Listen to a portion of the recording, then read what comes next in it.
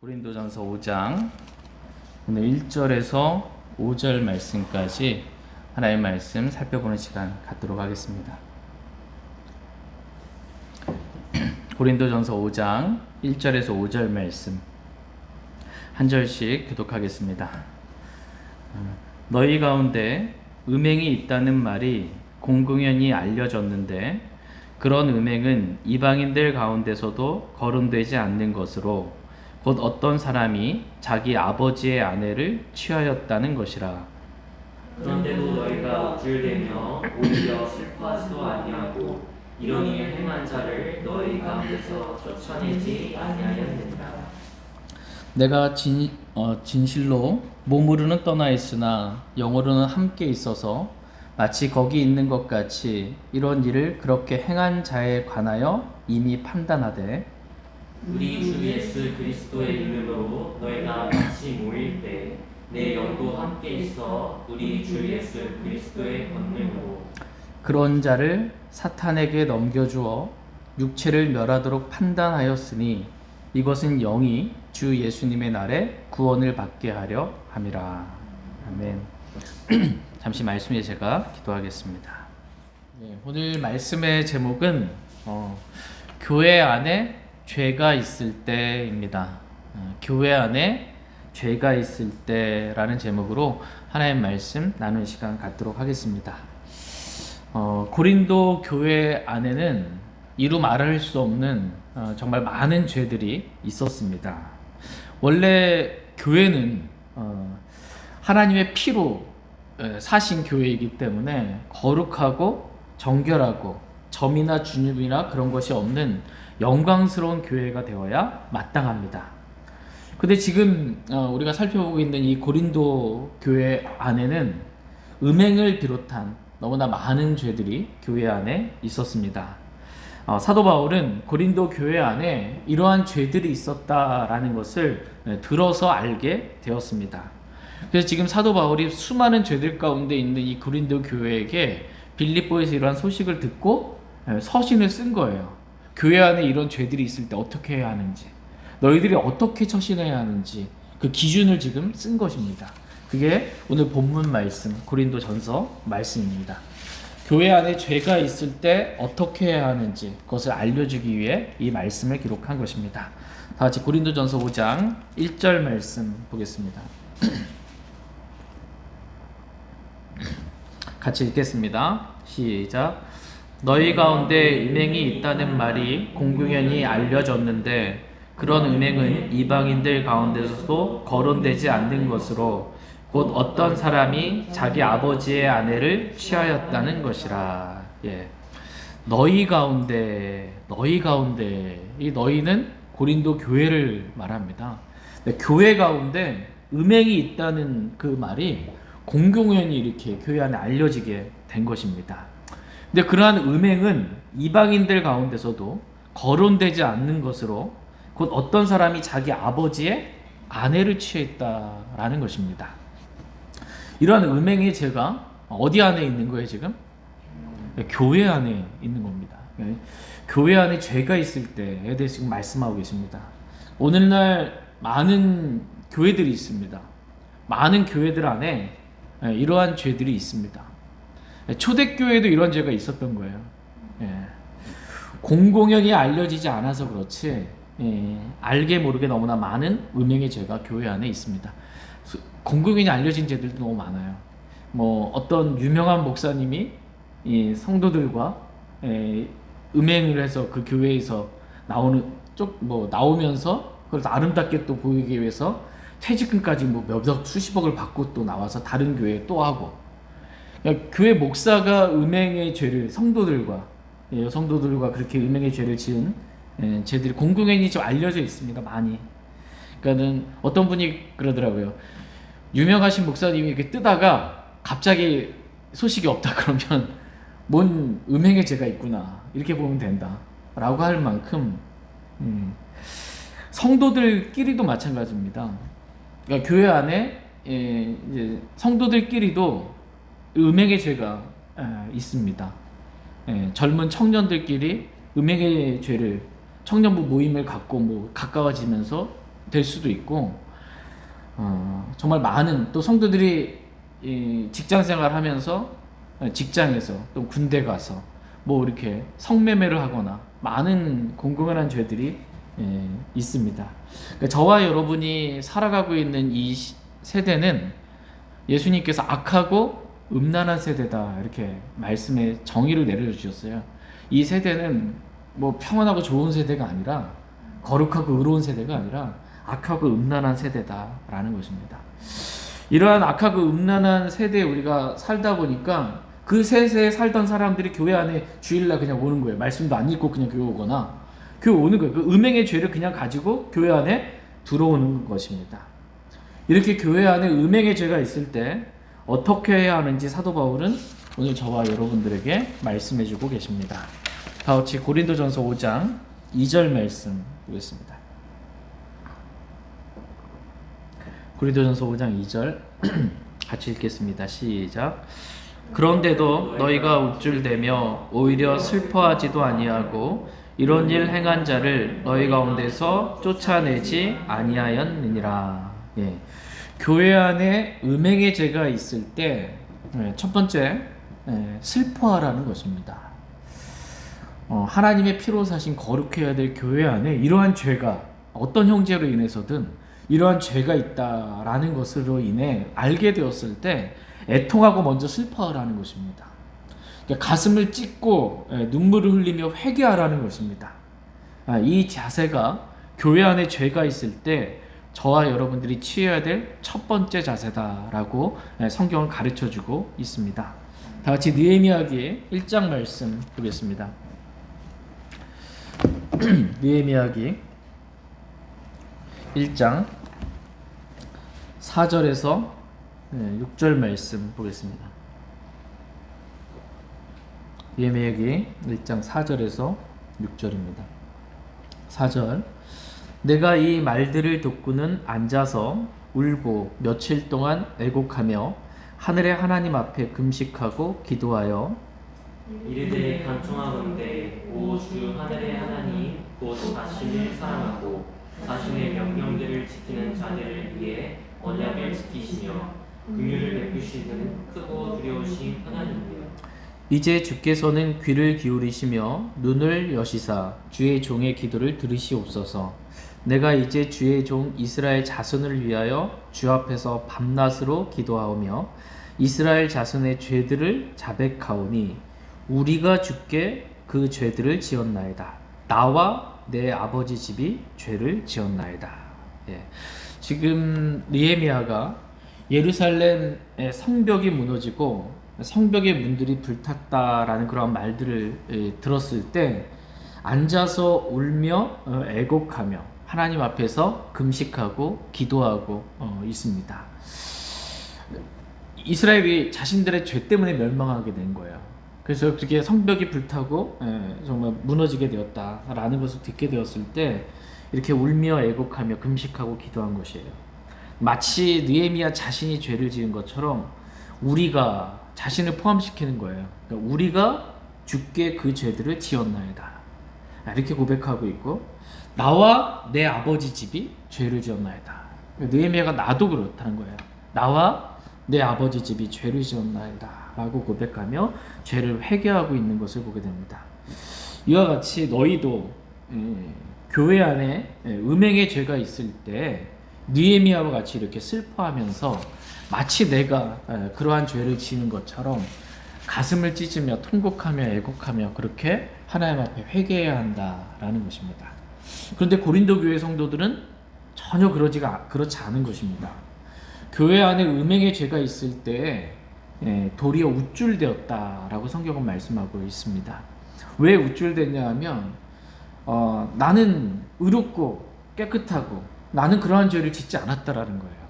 근데 저 형제는 그러한 음행의 죄를 지었는데 나는 그러한 죄를 짓지 않았기 때문에 우쭐대는 겁니다. 그러나 하나님은 오늘 저와 여러분의 마음이 이런 우쭐대는 마음이 높아진 교만한 마음을 갖지 않고 느헤미야와 같이, 느헤미야가 이런 죄를 지은 게 아니잖아요. 느헤미야와 같이 마치 내가 그 죄를 지은 것처럼 그렇게 슬퍼하며 눈물을 흘리며 회개하게 되기를 주님은 원하십니다. 그러니까 교회 안에 죄가 있을 때 저와 여러분이 취해야 될 자세입니다. 다 같이 시편 119편 136절 말씀 보겠습니다.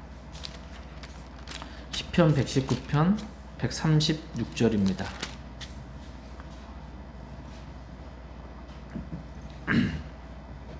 (136절) 같이 읽겠습니다.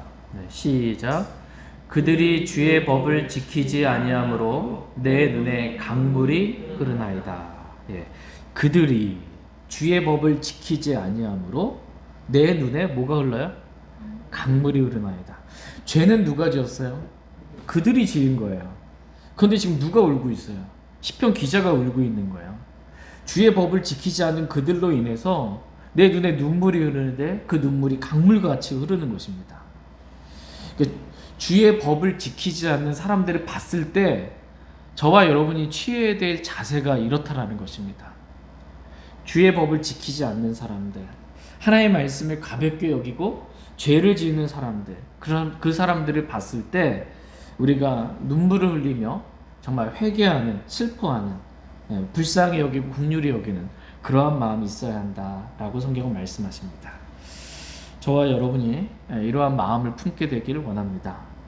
결코 고린도 교회 성도들과 같이 나는 그러한 죄를 짓지 않았으니까 괜찮다라는 마음으로 정말 우쭐대지 않기를 원합니다.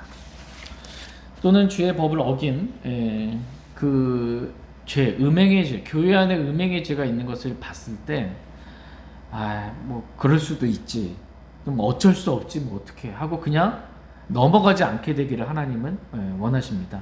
그러니까 죄를 하나님은 넘어가거나 숨기거나 감추거나 묵과하게 되기를 주님은 원치 아니하십니다.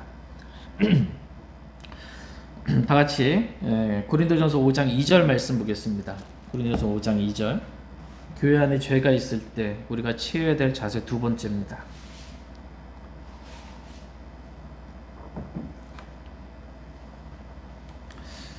같이 읽겠습니다. 시작. 그런데도 너희가 우쭐대며 오히려 슬퍼하지도 아니하고 이런 일 행한 자를 너희 가운데서 쫓아내지 아니하였느니라. 예. 교회 안에 죄가 있을 때, 특별히 음행의 죄가 있을 때, 어떤 형제라고 하는 자가 음행의 죄를 지었을 때 우리가 취해야 될, 교회가 취해야 될 자세는 뭐예요? 예, 그런 자를 쫓아내라는 것입니다. 음행의 죄를 지은 그 형제를 교회 밖으로 쫓아내라는 거예요. 예, 쫓아내라. 출교시키라는 것입니다. 이게 교회 안에 죄가 있을 때 교회가, 성도들이 취해야 될 두 번째 자세입니다. 다같이 마태복음 18장 말씀 보겠습니다. 마태복음 18장 15절에서 18절 말씀 보겠습니다. 마태복음 18장 15절에서 18절 말씀. 마태복음 18장 15절. 또한 만일 내 형제가 내게 범법하거든 가서 너와 그만 따로 있을 때 그의 허물을 그에게 일러주라. 만일 그가 내 말을 들으면 내가 내 형제를 얻었느니라. 그러나 만일 그가 내 말을 들으려 하지 아니하거든 너와 함께 한두 사람을 데리고 가서 두세 증인의 입으로 모든 말을 확증하라. 만일 그가 그들의 말 듣기를 무시하거든 교회에 그것을 말하되 그가 교회의 말 듣기를 무시하거든 너는 그를 이교도나 세리같이 여기라. 진실로 내가 너희에게 이르노니 무엇이든지 너희가 땅에서 묶으면 그것이 하늘에서 묶일 것이요 무엇이든지 너희가 땅에서 풀면 그것이 하늘에서 풀리리라. 네, 아멘. 만일 내 형제가 내게 범법하거든 가서 너와 그만 따로 있을 때, 단둘이에요. 그의 허물을 그에게 일러주라 라는 것입니다. 만일 그가 내 말을 들으면 내가 내 형제를 얻었느니라 라고 말씀하셨어요. 어떤 형제가 범법을 했어요. 근데 둘만 아는 거예요 지금. 그럼 가서 얘기해 주라는 거예요. 근데 그 권면의 말을 이 형제가 받았으면 그 형제를 얻는 겁니다. 그 범법, 죄를 돌이키고 주께로 돌아오기 때문에 얻는 거예요. 형제를 얻는 방법을 지금 말씀해 주고 계세요. 형제를 얻는 방법은 죄 가운데 있는, 범법 가운데 있는 형제를 얻는 방법은 그가 죄 가운데 있다라는 걸, 그의 허물을 분명하게 지적해 주는 겁니다. 단둘이 있을 때. 그리고 회개하고 그 형제가 돌이키게 되면 그 형제를 얻게 되는 것입니다. 이게 형제를 얻는 방법입니다. 그러나 만일 그가 내 말을 들으려 하지 아니하거든 지금 어떻게 하래요? 너와 함께 한두 사람을 데리고 가서 두세 증인의 입으로 모든 말을 확증하라는 것입니다. 혼자 가서 얘기했는데 안 듣는, 무시한 거예요. 그러면 이제 두세 명을 더 데리고 가서 그 형제의 범법을 얘기해 주는 겁니다. 그 죄로부터 돌이킬 것을 얘기하는 거예요. 그래서 그 형제가 그런데도 돌이키지 않고 계속해서 막 반항하고 막 하는 이런 모든 말들을 확증하라는 것입니다. 근데 이때라도 그 형제가 돌이키면 정말 좋을 텐데, 만일 그가 그들의 말 듣기를 무시하거든, 두세 사람이 가서 얘기했는데도 무시했어요. 그러면 어떻게 하래요? 교회에게 그것을 이제 말하라는 것입니다. 교회에게 말한다. 교회를 대표하는 목사님한테 말하는 거예요. 그리고 교회의 것들을 이제 운영하는 형제들 있죠. 함께 하는, 교회적으로 이 문제를 이제 처리하려는 겁니다. 개인적으로 했는데 안 돼요. 두세 사람이 했는데도 안 돼요. 교회적으로의 이 문제는, 이 형제에 관한 범법에 대해서 교회적으로 처리해야 될 문제가 된 것입니다. 그동안은 개인적인 권면이었지만 이제는 교회적인 권면을 하라는 것입니다. 그래도 그가 교회의 말 듣기를 무시하거든. 교회가 결의를 했어. 이 형제에 대해서 이렇게 교회적으로 얘기해 주는데 그것도 무시하거든. 너는 그를 어떻게 해요? 그 형제, 분명히 형제인데 그 형제를 이교도 뭐예요? 하나님이 아닌 우상을 숭배하는 이교도, 우상 숭배자 같이 여기라는 거예요. 그래서 세리같이 여기라는 것입니다. 이교도 같이 여기라는 게 상종하지 말라는 거예요. 같이 밥도 안 먹는 겁니다. 그 형제와 상종하지 말라는 거예요. 그리고 그 형제를 교회에서 어떻게 해요? 내쫓으라는 겁니다. 이게 출애 명령이에요. 이제 완전히 교회에서 출교시키는 겁니다. 이렇게 하라라는 거예요. 근데 고린도 교회는 음행한 형제를 이렇게 했어요? 이렇게 하지 않았습니다. 쫓아내지 않았어요. 그래서 지금 사도 바울이 교회 안에 음행의 죄가 있다는 것을 듣고 지금 편지로 쓰는 거예요. 하나님의 영감으로 기록된 편지로, 고린도 전서로 지금 알려주는 겁니다.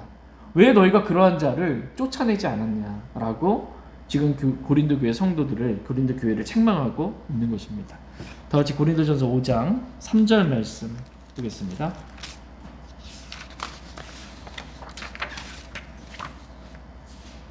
고린도전서 5장 3절입니다. 같이 읽겠습니다. 시작. 내가 진실로 몸으로는 떠나 있으나 영으로는 함께 있어서 마치 거기 있는 것 같이 이런 일을 그렇게 행한 자에 관하여 이미 판단하되. 지금 사도 바울은 이 고린도 교회 안에 그 죄가 일어났을 때 그 교회 안에 있지 않았습니다. 몸으로는 떠나 있었습니다. 그러나 영으로는 그들과, 고린도 교회 성도들과 함께 있어서 마치 거기 있는 것 같이 음행한 그런 일을 행한 자에 관하여 이미 판단했다라는 거예요. 그 자리에 있진 않았는데 이 형제가 어떤 죄를 지었는지 지금 들은 거예요. 그리고서는 영으로 지금 판단한 거예요. 영으로는 함께 있어서 지금 사람을 판단했죠. 그런 자를 판단한 겁니다. 이미. 질문입니다. 그리스도인은 판단을 해야 합니까? 판단하지 말아야 합니까? 판단해야 합니다. 오늘날 많이 잘못 알려진 거는 판단하면 안 되지. 왜 판단하냐고. 이 성경과 완전히 반대로 지금 하는 거예요. 성경은 사도 바울이 이미 판단했어요. 네가 그 자리에 있지도 않았는데 어떻게 뭘 한다고 말만 듣고 판단해. 지금은 그런 상황이잖아요. 사도 바울은 이미 말만 듣고 판단한 거예요. 그 자리에 있지도 않았는데 이미 판단했습니다. 사람을 판단했습니다. 그러니까 그리스도인은 판단해야 합니다. 영적인 사람은 모든 것을 판단하나, 모든 것을 판단하는 거예요. 예수님도 너희가 겉모양으로 판단하지 말고, 겉모습으로 판단하지 말고, 육신적으로 판단하지 말고 의롭게 판단하라, 이렇게 말씀하십니다. 의로운 하나님 말씀을 가지고 판단하는 겁니다. 이 형제가 음행의 죄를 지었을 때 어떻게 해야 하는지, 무엇이 진짜 하나님의 뜻인지 판단해야 한다라는 것입니다. 사도 바울은 판단했어 이미. 판단 어떻게 판단했어요? 이런 일을 행하는 자를 너희 가운데 내쫓으라 라는 판단을 그 자리에 있지 않았지만 이미 그러한 죄를 지은 형제 이런 말만 듣고 판단한 거예요. 판단의 결과가 뭔 거예요? 내쫓으라는 거예요. 음행한 형제는 교회에서 내쫓으라 라는 것이 사도 바울의 판단입니다. 사도 바울의 판단일 뿐만 아니라 지금 성경에 써 있잖아요. 하나님의 판단이에요. 이게 음행한 형제는 내쫓으라. 이게 하나님의 판단입니다. 하나님께서 영감으로 성경을 기록하시면서 하나님 자신의 판단이 무엇인지, 교회 안에 음행의 죄가 있을 때 어떻게 해야 하는지 사도 바울을 통해서 기록해 주신 것입니다. 그런 일을 행하는 자는 너희 가운데서 내쫓으라. 이 판단이 하나님의 판단이고 영적인 판단입니다. 맞습니까? 이 판단이 영적인 판단이에요. 내가 진실로 몸으로는 떠나 있으나 영으로는 함께 있어서 이런 일을 그렇게 행한 자에 관하여 이미 판단했다라는 것입니다. 그러니까 영으로 함께 있어서 영으로 판단한 거예요. 육신적으로 사도 바울이 지금 판단한 게 아니에요. 육신적으로 그 형제에 무슨 악의적인 감정이 있어가지고 판단한 게 아니라 영으로 판단한 거예요 지금. 그러니까 이 판단은 영적인 판단이고요. 이 판단은 하나님의 판단입니다. 근데 내쫓지 않는 판단, 이거는 뭐예요? 고린도교회, 육신적인 고린도교회, 육신적인 판단이라는 겁니다. 세상적이고 육신적인 그러한 판단이라는 것입니다. 오늘날도 그런데 마찬가지입니다. 교회 안에 음행의 죄가 있을 때 지금 교회가 어떻게 하고 있어요? 교회 안에 음행의 죄가 있을 때 목사가 여성도와랑 음행의 죄가 있을 때, 또는 이혼한 형제나 자매가 이혼하고 나서 음행의 죄를 지었을 때, 청년들이 음행의 죄를 지었을 때, 공공연히 알려진 그러한 죄가 있었을 때 사랑은 허다한 죄를 덮는 게 아니냐. 우리가 그러한 죄를 덮고 기다려야 되지 않겠냐. 그게 형제를 위한 것이 아니냐라고 다들 지금 그러면서 또 성경 말씀이 예수님께서 음행한 여자를 너희 중에 죄 없는 자가 먼저 돌로 치라 그러지 않았냐라고, 이건 죄로 그냥 덮고 사랑으로 덮고 넘어가자. 이게 지금 오늘날 많은 교회들이 행하고 있는 판단입니다. 근데 우리가 지금 고린도전서 말씀을 봤을 때 하나님의 판단과는 완전히 다른 판단을 지금 하고 있는 것입니다. 하나님의 판단은 무시하고 성경의 판단은 무시하는 것입니다. 그러나 저희 교회는, 또 저와 여러분은 성경에 기록된 하나님의 말씀에 따라 그냥 단순하게 말씀을 그냥 기록된 대로 믿기를 원합니다. 그리고 음행한 형제는 어떻게 해요? 쫓아내라 라는 게 주님의 판단이니까 쫓아내기를 원합니다. 근데 그 형제를 쫓아내면 그 형제와 관련된 부모님들도 교회 다 나가게 될 거 아니냐. 그러면 거기 다른 친척들도 같이 친했던 이 형제 가정에 있던 분들 다 나갈 거 아니냐. 사랑이 없다라고 할 거 아니냐. 라는 이러한 것들에 고려하지 않기를 원합니다. 제가 이제 고려하지 않는다는, 고려라는 표현을 쓴 건 뭐냐면, 믿음은, 아브라함의 믿음 여러분 기억나십니까? 아브라함의 믿음. 사라의 태가 죽은 것도 고려하지 않았어요. 자신의 죽은 몸도 고려하지 않았어요. 그러니까 사람을 고려하지 않는 거예요. 사람을 고려하지 않고 상황을 고려하지 않는 거예요. 내가 지금 100세인데 우리 아내는 90살인데 어떻게 하나님의 말씀에 따라 이렇게 애를 낳을 수 있어? 그러니까 믿음은 뭐냐면 아무것도 고려하지 않는 게 믿음이에요. 아무것도 고려하지 않고 말씀만 고려하는 거, 이게 믿음입니다. 믿음은 어디서 와요? 믿음은 들음에서 오고, 들음은 하나님 말씀에서 옵니다. 그러니까 하나님 말씀만 고려하는 게 믿음이에요. 근데 하나님 말씀만 고려했을 때는 교회 안에 음행한 형제가 있을 때 그 형제는 어떻게 하라는 거예요? 내쫓으라는 거예요. 말씀만 고려하면 이게 정답이에요. 근데 말씀만 고려하는 게 아니라 그 형제를 생각하고, 그 형제 부모님을, 가족들을 생각하고, 그 형제와 얽혀진 뭐를 생각하고 교회 전체를 생각하니까 어려워지는 거예요, 판단이. 판단을 못 내려요. 교회 안에 음행의 죄가 있을 때 어떻게 해야 될지 판단을 못 내리고 그냥 성령의 인도하심에 맡긴다 그러고, 지금 성령의 인도하심은 내쫓으라는 게 인도하심이에요. 그런데 그거를 보류하고 판단을 못 하는 거예요. 그리고 실행을 못 하는 거예요. 그렇게 하지 말라라고 주님 말씀하고 계십니다. 말씀만 고려하는 것입니다. 다 같이 고린도전서 5장 4절 5절 말씀 보겠습니다. 4절. 우리 주 예수 그리스도의 이름으로 너희가 같이 모일 때 내 영도 함께 있어 우리 주 예수 그리스도의 권능으로 그런 자를 사탄에게 넘겨주어 육체를 멸하도록 판단하였으니 이것은 영이 주 예수님의 날에 구원을 받게 하려 합니다. 네, 우리 주 예수 그리스도의 이름으로 너희가 같이 모일 때 내 영도 함께 있어 우리 주 예수 그리스도의 권능으로, 예수 그리스도의 권능으로 지금 뭘 한 거예요? 그런 자를 고치신 거예요. 예수 그리스도의 권능으로 그런 자를 사탄에게 넘겨준 거예요. 예수 그리스도의 권능이 음행한 자를 사탄에게 넘겨준 겁니다. 권능이. 그를 살리고 회복하고 뭐 이게 아니고 사탄에게 넘겨주어서 어떻게 하는 거예요? 넘겨주는 목적이 육체를 멸하도록. 육체를 멸하도록 사탄에게 그 형제를 넘겨주잖아요. 그럼 사탄은 육체를 멸하는 존재예요. 네, 사탄은 살리는 고 회복시키는 그런 존재가 아니에요. 멸하는 존재입니다. 네, 사탄은. 근데 지금 예수 그리스도의 권능으로 음행한 형제를 사탄에게 넘겨준 거예요. 사탄에게 넘겨주어서 그 형제의 육체를 어떻게 하라고? 멸하도록 넘겨줬다라는 거예요. 멸한다는 게, 육체를 멸한다 이게 뭐예요? 죽는다는 게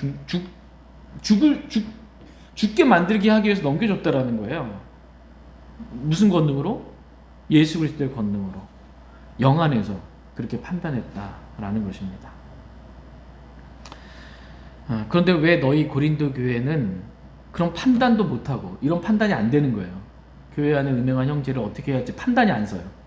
판단도 못하고, 판단이 안 되니까는 뭐 내쫓아야 되는데 실행에 옮기지도 못하고 시간만 끌고 지나가는 거야. 종창처럼 퍼지는 겁니다. 이게 공공연히 알려진 게 교회 가운데. 그럼 왜 그런 자를 내쫓지 못하고 있냐라고 지금 사도 바울이 고린도전서 5장에서 지금 교회 안에 음행한 형제가 있을 때 어떻게 해야 되는지 알려주고 있는 거고 책망해주고 있는 겁니다.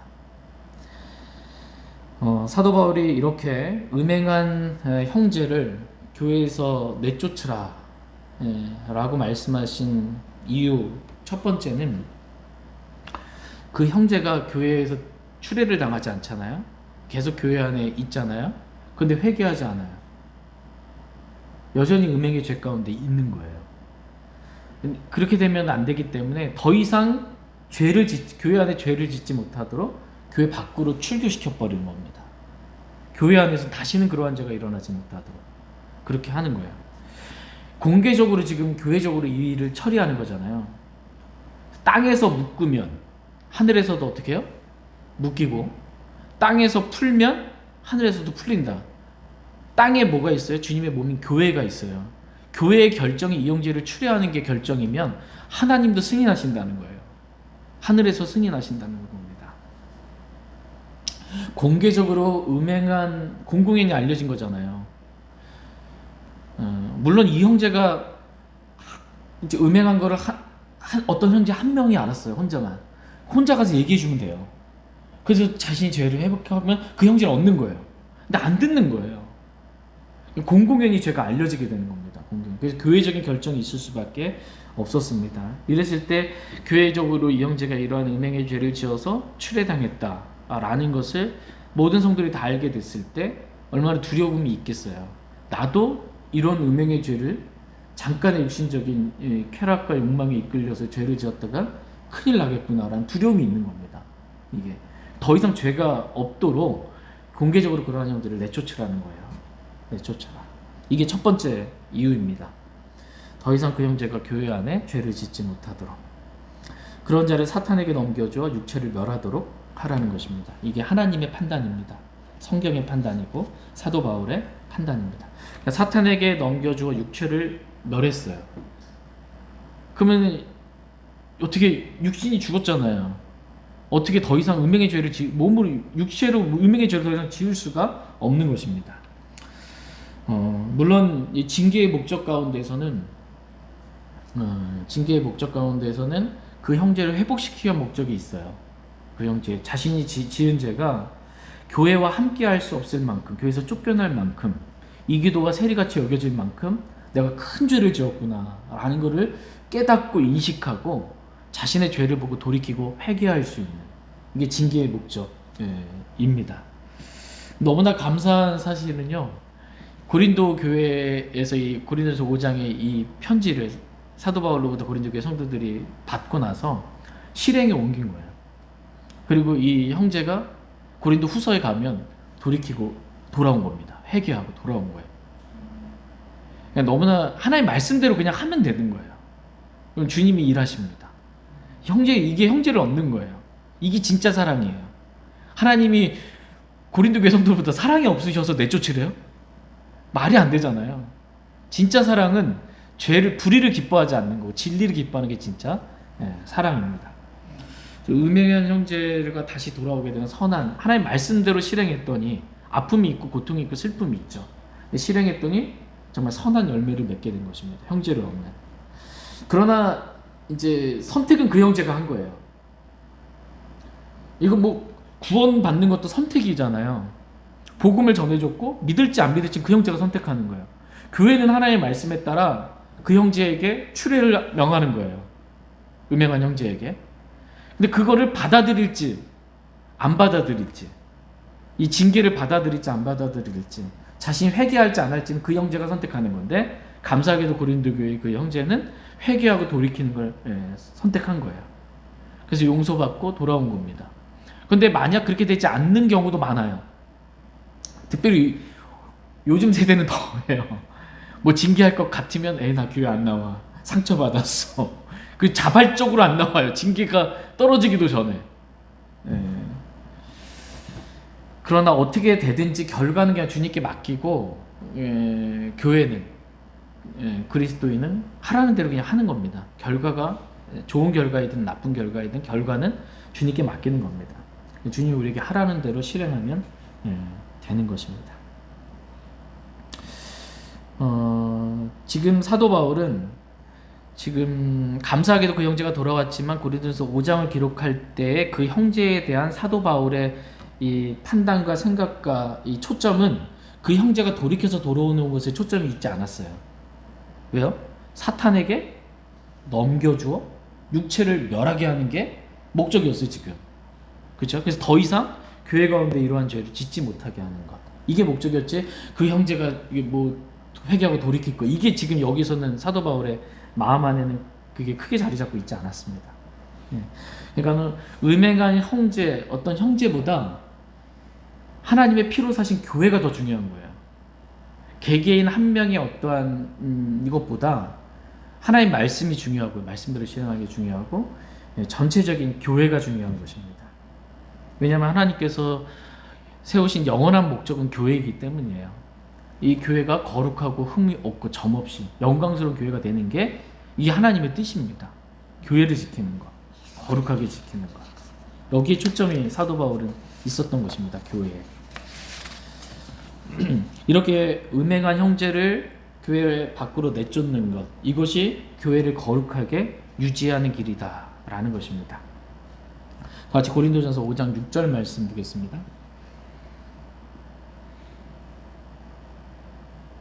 고린도전서 5장 6절 말씀 같이 읽겠습니다. 시작. 너희가 자랑하는 것이 선하지 아니하도다. 적은 누룩이 온 덩어리를 뜨게 함을 너희가 알지 못하느냐. 너희가 자랑하는 것이 선하지 아니하다라는 것입니다. 지금 자랑할 상황이 아니잖아요. 교회 안에 음행의 죄가 있는데 무슨 자랑할 상황이 아닌데, 지금 고린도 교회는 음행한 형제에 대해서 나는 음행 안 했으니까 나 우쭐대는 상황이에요, 지금. 그죠? 나는 그 형제랑 달라 하고 우쭐대고 있고, 그러면서도 우리는 여전히 말씀대로 행하는 교회야, 이러고 있는 거예요, 지금. 하나님 사랑하는 거고 성령의 인도하심을 받고 있고 우리는 말씀대로 살고 있어 라는 거예요. 지금 저 형제만 그런 거지 이러고 있는 겁니다. 전혀 자랑할 상황이 아닌데 지금 자랑하고 있는 이러한 모습을 보고 좀 선하지 않다 이렇게 말하는 겁니다. 그러면서 하신 말씀이 뭐냐면 너희가 적은 누룩이 온 덩어리를 뜨게 하는 것을 알지 못하냐라는 것입니다. 누룩 조그만한 정말 이 누룩이 온 덩어리 반죽 덩어리 다 뜨게 부풀게 만들잖아요. 부패시키는 걸 말하거든요. 성경에서 누룩은 뭘 상징해요? 죄를 상징합니다. 작은 죄가 이 온 덩어리 교회를 그냥 완전히 부패시켜 버린다는 거예요. 그러니까 음행한 형제를 받아들이고 용납하고 쫓아내지 아니하고 있었을 때 어떻게 되냐면 교회가 부패해 버린다라는 겁니다. 교회가. 네. 지금은 한 명의 형제가 음행의 죄를 지었지만 그 적은 누룩이 온 덩어리 교회를 지금 다 부패시킬 수 있는 걸 너희가 알지 못하느냐. 왜 교회를 생각 못하냐 이거예요. 그러므로 그러한 자를 교회 가운데서 내쫓으라 라는 것입니다. 징계의 목적 두 번째는, 첫 번째는 형제가 이제 돌이키기 원하는 거였고, 두 번째는 처음부터 말씀드렸지만 교회가 거룩하고 순결하게 하기 위함입니다. 교회가 거룩하고 순결하게 하기 위해서 징계하라는 것입니다. 음행한 형제는 특별히 출교시키라는 거예요. 쫓아내라는 것입니다. 그러한 형제를 교회에서 출교시키지 않으면 교회는 부패될 수밖에 없다라는 것입니다.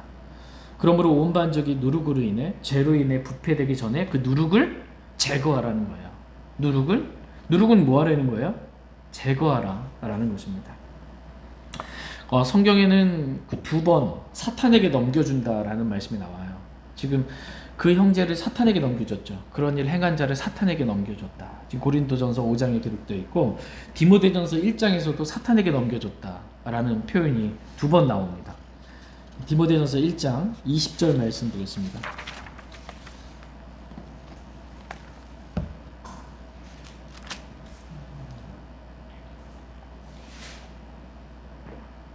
디모데전서 1장 20절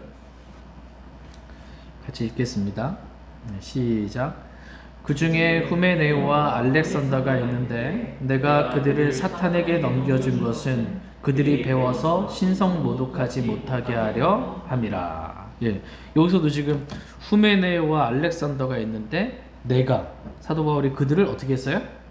사탄에게 넘겨줬다. 넘겨준 목적은 뭐야? 그들이 배워서 신성 모독하지 못하게 하려고, 더 이상 신성 모독하는 그러한 말들을 하지 못하게 하려고 그들을 사탄에게 내어주었다. 그러니까 사탄에게, 음행한 형제는 사탄에게 내어줬을 때 육체를 멸하게 하려고 사탄에게 내어줬고, 지금 이 후메네오와 알렉산더는 그들이 배워서 더 이상 신성 모독하지 못하게 하려고 사탄에게 그들을 내어줬다라고 이렇게 말씀해 주고 계십니다. 사탄에게 형제를 내어준 것, 형제를 사탄에게 내어준 것, 두 가지의 지금 두 말씀이 나오는데요. 후메네오와 알렉산더가 어떤 사람들이었는지 한번 보겠습니다. 디모데 후서 2장 17절 18절 말씀 보겠습니다. 디모데 후서 2장 17절 18절 17절. 그들의 말은 괴양이 파먹듯이 먹을 터인데 그 중에 후메네오와 빌레도가 있느니라. 진리에 관하여는 그들이 잘못하였으니 곧 부활이 이미 지나갔다고 말하여 어떤 사람들의 믿음을 뒤집어 엎느니라. 지금 그들의 말은이에요. 지금 이들은 몸으로 음행의 죄를 지은 게 아니에요. 말로 죄를 지었는데 그 말 한마디가 괴양을 파먹듯이 파먹어 버린다라는 것입니다. 그 중에 후메네오와 빌레도가 있다라는 거예요. 이들의 말은 어땠냐라면 18절에 진리에 관하여는 그들이 잘못 말한 거예요. 진리의 말씀과 다르게 지금 말했는데 어떤 말했냐? 곧 부활이 이미 지나갔다 라고 말해서 그것을 듣는 사람들의 믿음을 뒤엎은 겁니다. 그러니까 진리와 다른 말을 한 겁니다. 부활이 이미 지나갔다. 이게 교리적으로 부활은 몸의 부활이에요. 근데 지나갔으면 지금 남아있는 사람들은 뭐예요? 그죠? 예수님이 공중재림 하실 때 몸의 부활이 있는데 이미 지나가 버리면은 난 구원 안 받고 여기 남아있다가 되는 거잖아요, 지금. 완전히 교리적으로 완전히 믿음을 뒤엎는 거예요, 지금. 교리적으로 진리와 다른 말을 지금 하는 겁니다. 교리적으로 잘못된 말들을 지금 하고 다니는 거예요. 지금 교회 안에서 후메네와 이 지금 빌레도가. 그러니까 어떻게 해요? 그것을 듣는 성도들이 믿음이 약한, 교리적으로 확실하게 정립하지 못한 형제자매들의 믿음이 뒤엎어지는 겁니다. 나 구원받은 게 아닌가? 주님 이미 오셨나? 부활은 이미 끝났나? 막 뒤집어 엎는 거예요. 그러니까 이단 교리를 말하는, 잘못된 교리를 말하는 그러한 자들을 지금 어떻게 해요? 사도 바울은 어떻게 했어요? 사탄에게 넘겨준 겁니다. 더 이상 신성모독하는 그런 말 하지 못하게 하려고 넘겨준 것입니다. 그러니까 한마디로 교회 안에 죄가 있을 때, 첫 번째는 음행의 죄가 있을 때요. 두 번째는 형제라고 하는 어떤 자가 이단 교리를 말하고 다닐 때, 교제 시간에 이단 교리를 말하는 거예요. 뭐 구원은 뭐 믿음으로만 받은 게 아니고 뭐 이렇게 행위가 그래도 있어야지 하고 다른 복음 전하고 있는 거, 저주받을 다른 복음을 형제들한테 얘기해서 믿음을 뒤엎고 있는 거예요. 쫓아내야 되는 거예요. 네? 지금 교리적으로 지금 부활과 관련된 거예요. 세대적 진리와 관련된 거예요. 네. 다른 말을 할 때, 종말론과 관련돼서든 다른 말을 할 때, 잘못된 교리를 말할 때 그러한 자들이 더 이상 신성모독하거나 진리와 다른 말을 하지 못하도록 내쫓는 겁니다. 사도 바울은 그렇게 했어요. 저와 여러분들은 어떻게 해야 돼요? 사랑으로 그래도 받아줘야지. 교회는 믿음으로 굳게 세워지는 거예요. 말씀으로 세워지는 겁니다. 말씀으로. 근데 말씀이 뭐 이 말씀도 괜찮고 이 교리도 괜찮고 저 교리도 괜찮으면 교회가 세워지는 게 아니에요. 이거는. 저와 여러분이 하나님의 말씀에 따라 사도 바울이 행한 그대로 또 하나님의 뜻대로 다른 교리를, 성경과 다른 교리, 진리를 말하는 그런 사람들을 내쫓기 원합니다. 몰래 들어온 형제들인 거죠. 알렉산더를 한번 보겠습니다. 후메네오와 알렉산더가 있는데, 디모데후서 4장 14절.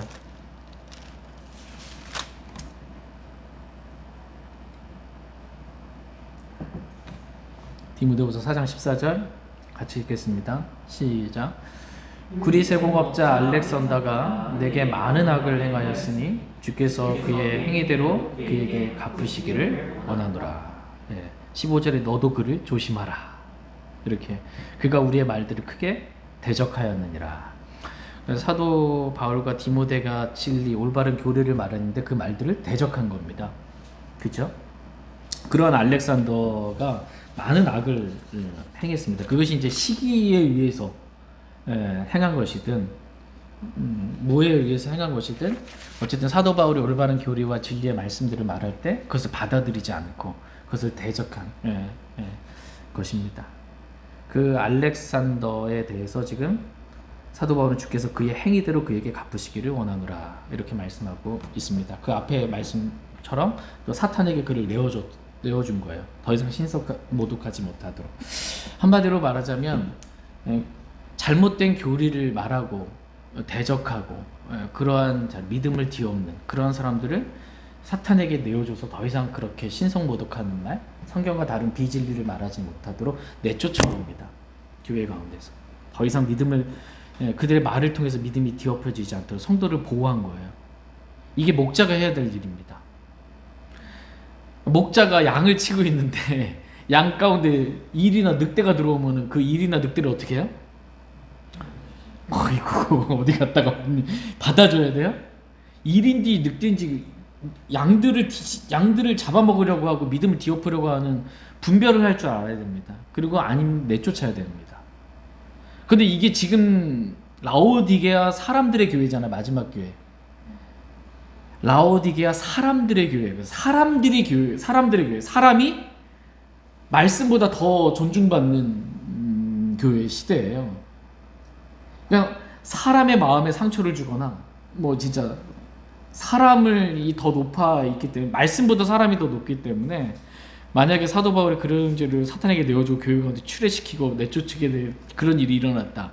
그럼 뭐라고 하겠어요? 라오디게아 사람들의 이 성도들은 어떻게 형제를 사랑으로 좀 받아주지 않고 내쫓을 수가 있냐고 이렇게 나오는 겁니다. 이렇게. 그게 육신적인 판단이라는 거예요. 감정적인 육신적인 판단이지 하나님의 판단도 아니고 성경적인 판단도 아닙니다. 성경적인 판단은 다른 교리 말하는 자 내쫓는 겁니다. 이게 하나님의 판단, 성경적인 판단입니다. 그가 더 이상 신성모독하는 성경과 다른 교리를 말하지 못하도록 하는 것, 이게 중요한 것입니다. 저와 저희들은 정말 작은 교회지만 뭐 조금씩 더 많아지고 어떠한 일이 있다 하더라도 하나님의 말씀대로만 그냥 하기 원합니다. 힘들고 어렵더라도 상처되고 지체가 떨어져 나가는 일이니까, 추례한다는 건, 그죠? 이게 떨어져 나가니까 고통스러운 거예요. 이게 즐거운 일이 전혀 아닙니다. 고통스러운 일이고 정말 눈물이 이렇게 내 눈에 강물이 흐르나이다, 이처럼 눈물이 있고 힘든 일이지만 하나님의 말씀에 따라 그렇게 행할 수 있기를 원합니다. 그래서 하나님께서 교회는 적은 누룩, 죄를 용납함으로 온 교회가 부패되는 이걸 원치 아니하십니다. 교회는 말씀의 물로 씻김 받아서 흠도 없고 점도 없는 영광스러운 교회가 되기를 주님은 원하십니다. 다 같이 에베소서 5장 말씀 읽고 오늘 말씀 마치겠습니다. 에베소서 5장 26절 27절 말씀 읽고 오늘 말씀 마치겠습니다. 에베소서 5장 26절 27절입니다. 이것은 그분께서 말씀을 통해 물로 씻음으로 교회를 거룩히 구별하고 정결하게 하려 하심이요. 또 그것을 정의나 주름이나 그런 것이 없는 영광스러운 교회로 자기를 위해 제시하려 하심이며 교회가 거룩하고 흠이 없게 하려 하십니다. 하나님은 교회가 거룩하고 흠이 없게 되기를 하나님 원하십니다. 하나님은 이 말씀의 물을 통해 교회를 씻어서 교회를 거룩하고 구별되고 정결하게 하기를 주님 원하십니다. 그러니까 교회가 거룩하게 되는 길이 뭐예요 지금? 26절에 말씀을 통해 물로 씻음으로 교회를 거룩히 구별하고 정결하게 되는 것입니다. 그러니까 교회가 거룩하고 정결하려면 말씀의 물로 계속 씻김 받아야 돼요. 교회를 구성하고 있는 저와 여러분들 모든 성도들이 말씀의 물로 자신을 씻지 않으면 어떻게 해요? 여전히 더러워진 상태로 있는 거잖아요. 세상에 가서 발이 더럽혀진 상태로, 구원을 잃어버리지 않지만 목욕한 자이기 때문에 그러니까 발이 더러워진 상태, 교회 와서 더럽히는 거예요. 그렇게 하지 않으려면 말씀의 물로 자기를 씻어야 합니다. 말씀의 물로. 그렇지 않게 되면 교회는 적은 누룩으로 인해 교회의 온 반죽이 부패될 수밖에 없습니다. 그 누룩을 제거하라 라는 그 하나님의 말씀에 따라서 제가 누룩을 제거할 수 있기를 원합니다. 지금까지 교회 안에 죄가 있을 때, 첫 번째 음행의 죄가 있을 때, 두 번째 성경과 다른 비진리, 다른 교리를 말해서 믿음을 뒤엎는 어떤 형제가 있을 때 어떻게 교회가 해야 하는지에 대해서 기록해 준 말씀을 제가 오늘 배웠습니다.